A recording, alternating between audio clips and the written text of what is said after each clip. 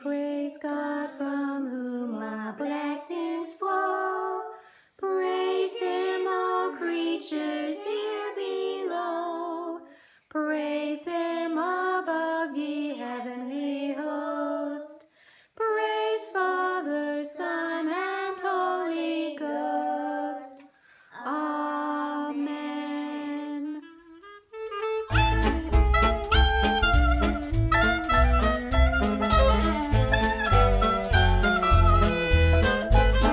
Hey friends, welcome back to my channel. I'm Mitty. This is C Mitty Mom, and it is Sunday, so it is time to start another week of Dinner with the Dennisons. It's sort of surreal because I just posted this week's Dinner with the Dennisons video. They go up on Sunday afternoons, and then I went out for a little jog, and it's time to get into the kitchen and start making dinner. So I am making porcupine meatballs tonight. It is a new recipe for me. My mother used to make something like this when I was growing up, and so I'm just trying out a recipe for this. Everybody in my family really likes meatballs, even my kids, so looking forward to trying that. I've got some company in the kitchen. What are you doing, Brick? I'm coloring this. You're coloring? I've had these egg crates from Aldi. You know, so few people have cardboard egg crates anymore, so I kept saving them thinking there'd be some crafty thing, but I don't know what they're making, but they've been coloring on these all day long. What are you going to put in there, buddy? I already did. Oh, well, you colored in there, but are you going to store anything in there? Easter's coming. We might need those to store our dyed Easter eggs in. Okay, I put all of my ingredients into the bowl to make my meatballs. This is a pound of ground beef, a quarter cup of tomato sauce. I used no salt added, an egg, half a cup of rice, half a cup of water, and then half a teaspoon each of seasonings, thyme, rosemary, basil, oregano, and garlic powder. So I'm going to mix that all up and make meatballs out of it. I've also been browning a bunch of ground beef. It's now draining, and I'm going to put it into smaller baggies and smaller portions and use it for different recipes later on in the week or the month. Okay, well, I boo-booed. I was not supposed to put the half a cup of water into the meatballs. I was supposed to use that for the sauce that they're going to simmer in. So I'm going to add just a little bit of panko breadcrumbs to try to soak up some of that moisture and hope that I can salvage these. But that's just the way it goes. You guys have often told you this is a real life house with real life people and real life kids living a real life in it, and sometimes I mess up. So we could just be having meat sauce for dinner. We'll see, but I'm going to try to salvage it. I'm just going to put a few breadcrumbs in it and see if that will soak up a little bit of the extra moisture. We'll see how it turns out. If you're wondering how to cook asparagus, first you trim the ends off, like the ends of the stalk. I usually trim about 2 or 3 inches off of the ends here. And then you put them into a pot, cover them with water, and bring it to a boil and let it boil for just about 2 minutes or so. And then you take them and drain them and immediately put them into an ice water bath like this, because it just stops the cooking process. It keeps them from cooking anymore. And then you just take them out and lay them, you know, across a towel or some paper towels or something to dry. And then you can put them into a pan later on and saute them. But this is actually what makes them be the right texture, the right doneness whenever you try to saute them, because if you just saute them raw, they're going to be really, really crunchy, which is fine if you like them that way. But if you want them to be just a little bit softened, you have to kind of blanch. This is called blanching. You have to blanch them first and then saute them, because otherwise, if you want them to have a little bit of softness to them without blanching them, you're going to overcook them, if that makes sense, in the pan. Anyway, that's how I make it. Okay, my meatballs have been cooking for 20 minutes, and it says now to just turn them over and then let them simmer for another 20 minutes covered. So that's what I'm doing here. I'm just going to turn them all over and let them cook a little longer, and you can see that the rice is starting to absorb the moisture and puff out of it, which is why they're called porcupine meatballs. And then over here, I have just some water and some milk coming to a boil, and I'm going to make some of this pasta entree from Aldi. This is their version of the pastaroni. It's just, you know, box noodles with seasoning to serve alongside the meatballs and the veggies that I'm going to be serving. Okay, here it is. Here are the meatballs, and then I just have some of the seasoned pasta, the Parmesan pasta on the side. That's just out of a box. And some asparagus and a little bit of the peppers, the mini peppers on my husband's and my plate. I love asparagus, so I have a bunch on mine.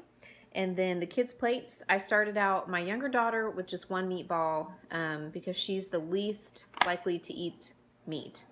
Some of the noodles on all of their plates, I put extra peppers on Brick's plate because he loves them. And both the girls said they wanted asparagus, but none on Brick's. So there you have it. There is dinner tonight. Yummy. Look at that. Delish. Okay. What, McKenna? Delish. You like them? Thumbs up from you? Okay, well, do you want another one? Oh, that was nice. Thumbs up. Don't burp. What do you say when you burp? Excuse me. Excuse you. Yes. What? Ruthie, what do you think of them? Yes, no, I maybe? love Okay. them. Oh, you like the meatballs? Okay. I don't like them. I love them. You love them. I Okay. give them this. Well, they're still on your plate, so are you just saving the best for last? Yeah, and I'm just trying to eat a little more because at first I was just eating the meatballs. Oh, okay. Daddy? Eh, Yay or nay? Meh, you can take it or leave a it. little saucy for me, and like doesn't. There's not a lot of flavor to There's it. no kick. Yeah, you probably need a little sauce with them. I like them, but it's kind of like meatloaf, though, and you don't really care for meatloaf, so. This ketchup. It's true. Yes, that's ketchup. Do you want some ketchup on yours? I'm on things. Okay, we got a lot of happy plates here. Oh, we got a monkey here. Got a lot of happy plates. Ruthie ate hers. Brick ate his. Husband ate his. I'm on my second one. Ken is having thirds. Oh, wow. Okay. She's got 2 more meatballs on her plate after having one of her father's. So I think this was a pretty big hit, save for husband could just kind of take it or leave it. So it'll be one of those things I have whenever he's working late or something, but we all liked it. After I eat the last meatball, after I eat this one, then that will be my 4th one. Your 4th meatball? Wow. Hey guys, it is Monday and it is getting on towards dinner time, and I have my oven preheating to 350 in the background because I'm going to make some beer bread to go with tonight. I don't know why I've been on such a bread kick lately. It's just sounded really good. I'm not usually a bread fan, and it's something that when I'm trying to lose weight, I tend to cut out at dinner time because it's just an easy way to save smart points. But I'm not in a weight loss pattern right now. I'm just in a weight maintenance pattern, and it has just sounded really good. And even though I'm not a huge bread fan, homemade bread I can get on board with, and my family really likes this. But I've got lots of questions about beer bread, and I'm just going to share with you the really simple recipe that I use to make this bread. You start with 3 cups of self-rising flour. Now, if you don't have self-rising flour, and I don't, you can actually make self-rising flour. It is just regular flour with baking powder and salt. So for every cup of flour, you need 1.5 teaspoons of baking powder and 1/4 teaspoon of salt. So since I have 3 cups in here, I need to add 4.5 teaspoons of baking powder and 3/4 teaspoon of salt. So that's what I'm going to do.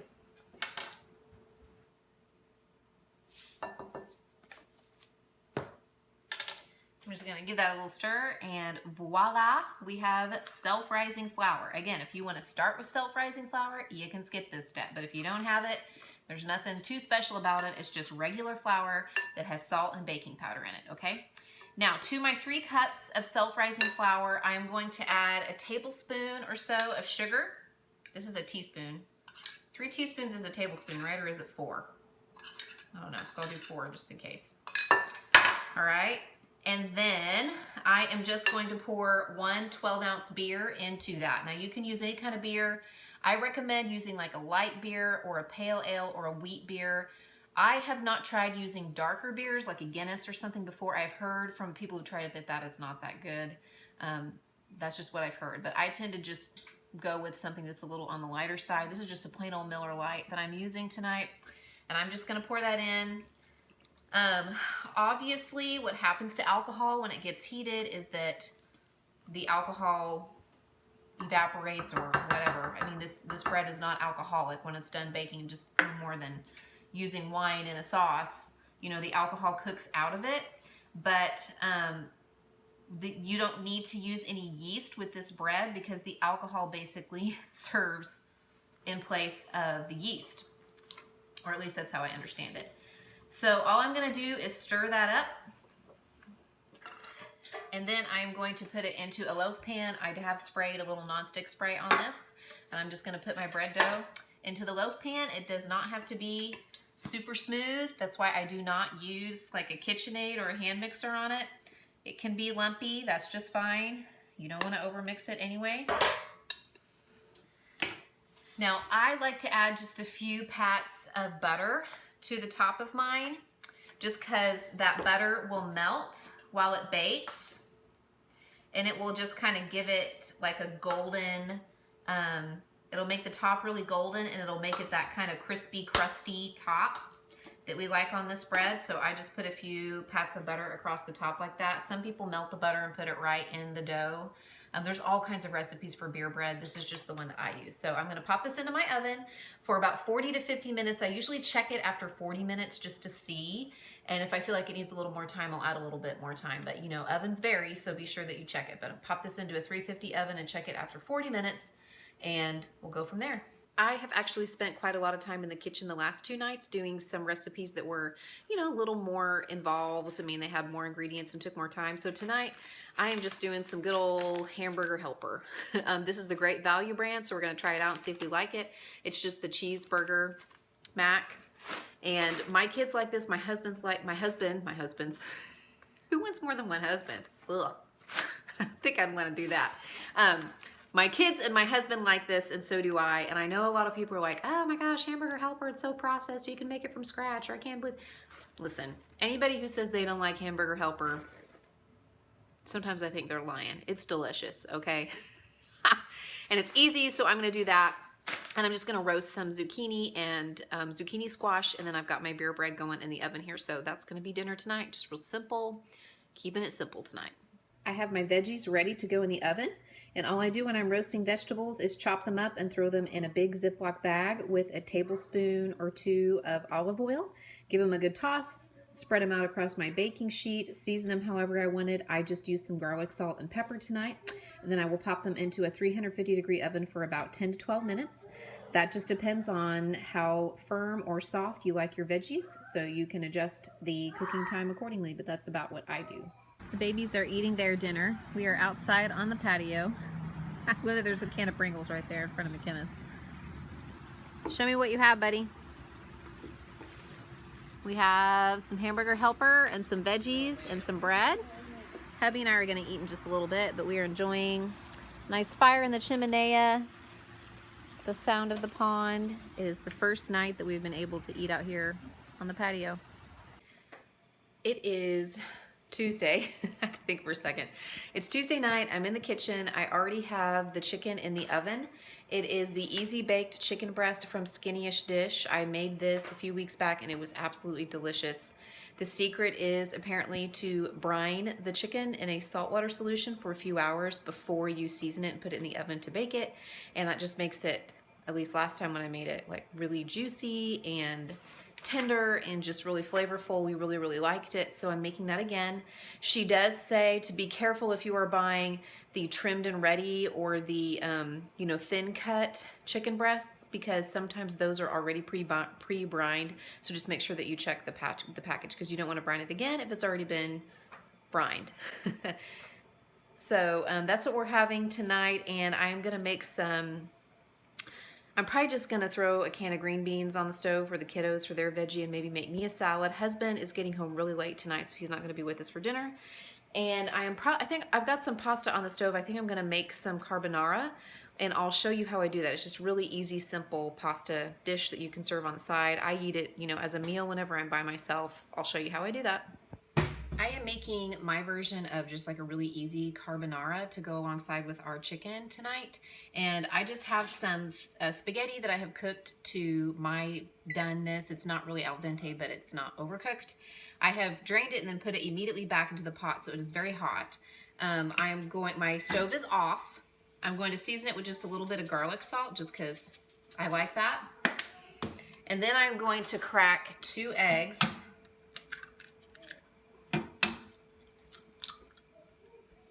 Oops. I'm going to take the shell out that I accidentally got in there. And I'm just going to stir that around. Just kind of coat the pasta in it. And then I'm going to pop the lid back on it. And the heat from the hot pasta and the steam from the hot pot and the pasta is going to cook that egg for me. So I don't have to cook it ahead of time. So it's gonna, like, all the steam and heat is gonna cook that egg. And then I will top it with just a little bit of Parmesan cheese and some crumbled up bacon. And that is just a really easy, like, side pasta dish. Or even, you know, sometimes I'll make this for myself when it's just me eating dinner. Like if the kids and my husband are out or something like that. It's just really easy little dish to make. All right, here it is. Here's the carbonara finished up. I've got some bread for the babies, so a little bit of the chicken and some green beans. On my plate, I don't have any bread, but I do have a salad instead of the green beans. And that is dinner. Yum. It is dinner time on Thursday, and I'm kind of phoning it in tonight. I cooked Saturday, Sunday, Monday, Tuesday, and I worked late last night. I always do on Wednesdays. I'm usually not home until after 9 o'clock. And we are hosting a huge party tomorrow, a huge potluck. And so I really am just starting to get kind of the downstairs under control, and I would rather not make a huge mess in the kitchen. So I have just tossed in some chicken nuggets and french fries in the air fryer for my girls, and Brick wants to make a peanut butter sandwich, and we'll probably have some crackers, we'll have some fruit. I might just have some toast and scrambled eggs or something really easy, just because I want to clean a little bit and then I want to draw a bath and go to bed. But it's just one of those nights when we're just kind of making it work and taking it easy and eating dinner on paper plates so that I can keep the kitchen clean. Hey, you guys, it's Saturday and I have been editing this Dinner with the Dennisons video, and I just have tonight to add to it before I can save it and start to upload it.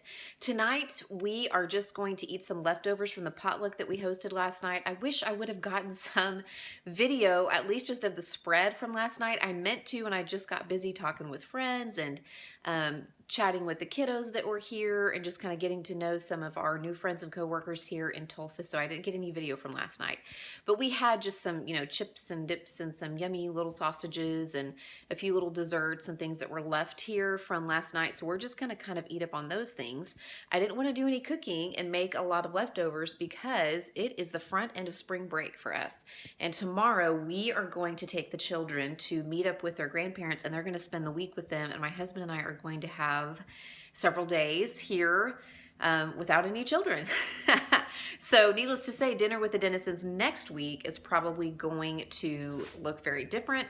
My husband and I thought it might be a great opportunity for us to try out some restaurants we've been wanting to go to without having the added expense of hiring a babysitter. So I still plan to do a Dinner with the Dennisons video. I thought this might be a really great opportunity to answer some questions. So if you guys have any questions for my husband and I, just fun kind of getting to know you questions about, you know, our marriage or our family, or, you know, I guess whatever, PG rated, feel free to leave them in the comments section. And if there's anything that we feel like, yeah, we should really address that, we should really answer that, maybe we will do that while we were out, while we are out and about this next week, enjoying dinner with just my husband and I. That's what I have for you guys this week. Thanks so much for coming along. I know I started out the week strong, making a bunch of homemade meals, and then the last couple of nights, it's just been sort of eating from the pantry or having party food, and that's just the way that our life is working right now. We just roll with the punches. So I'd love it if you give this video a thumbs up and consider subscribing to my channel, and I will check in with you guys really soon for another Dinner with the Dennisons. Bye.